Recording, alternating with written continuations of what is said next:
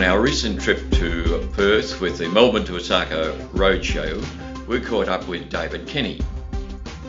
David is the owner of The Edge, one of several Genots which have lined up for the 2018 event. I started off by asking David about his yachting experience. Well, George, I guess I followed a fairly similar path, or fairly usual path. Started sailing at sailing school at a young age. Sea Scouts, messing around in Coburn Sound and the Swan River as a lad, I guess. Then moving into skiffs and small keelboats in my early mid-teens. Did a couple of seasons offshore racing on a half-tonner, about age 17, I suppose. And then sort of got into to the 16s, 18s a bit more seriously. Following that, I joined our sailing ship here, Lewin, as a watch leader for their first year of the ship's life, and then went on to start my professional training, which is at the Australian Maritime College down in Launceston, Tasmania, trading coastally and internationally and studying navigation and all those sorts of things.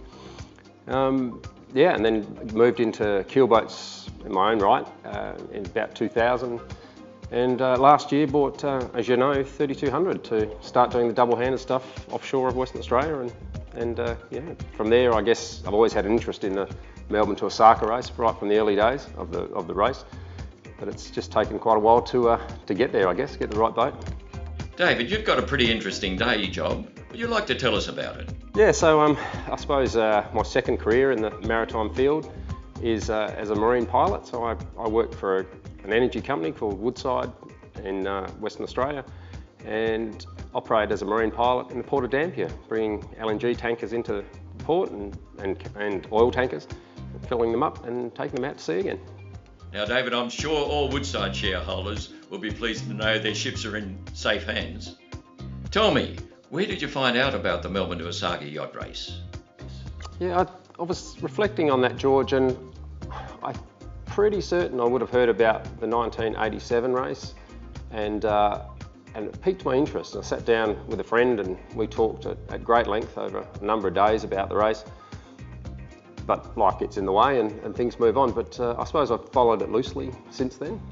More interest the last time round. Okay, for this race, you've picked a pretty special boat. Could you tell us what it is and why you've picked it? It's a Genot Sunfast 3200 that I bought second-hand. The design's essentially optimised for short-handed sailing, so that gives us an advantage. The boat being small has smaller overall size sails, a little bit more ability to handle the sailors in rough weather. But for that, it'll be an uncomfortable trip. Okay. And David, an important part of this event is choosing a sailing partner or a co-skipper. Now, how have you gone about this task? Well, I guess you look at compatibility first and foremost. The ability to get on and complement each other is essential.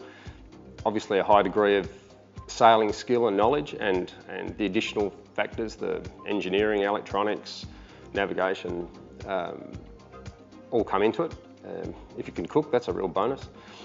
So I've narrowed the field down to 2 contenders at the moment, and a lot of that comes down to people with working lives, whether they can get time off work and time away from family and whatever. So that position's not completely filled yet. I have a dedicated training partner to work the boat up, and we'll see where we go from there.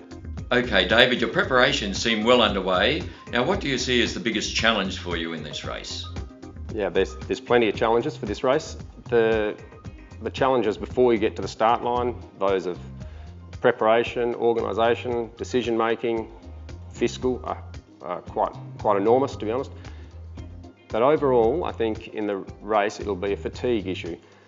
Managing your own fatigue and collective fatigue of the crew on board, and predominantly that effect on your decision making, where you go, how you go about it, the quality of your navigation.